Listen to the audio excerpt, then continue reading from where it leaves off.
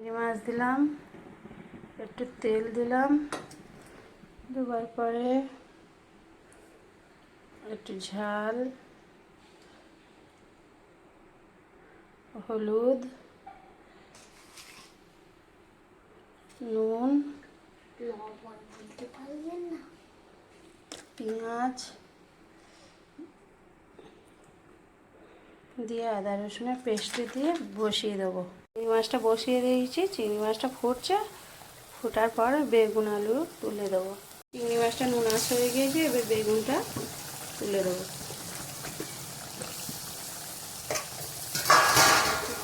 লাগিয়ে দিই।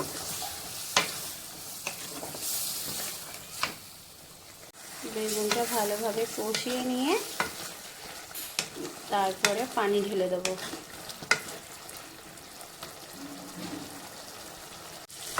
বেগুনটা ভালোভাবে কষানো হয়ে গিয়েছে, এবার পানি ঢেলে দেবো।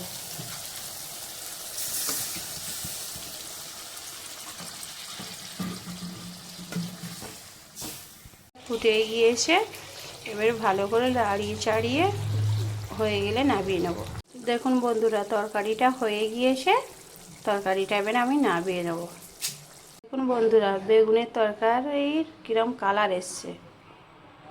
কালারটা যেহেতু ভালো হয় একটা কমেন্টে লিখে জানাবেন, লাইক শেয়ার করবেন। নাইম বলো তো বেগুনের তরকারিটা খেয়ে কিরম হয়েছে।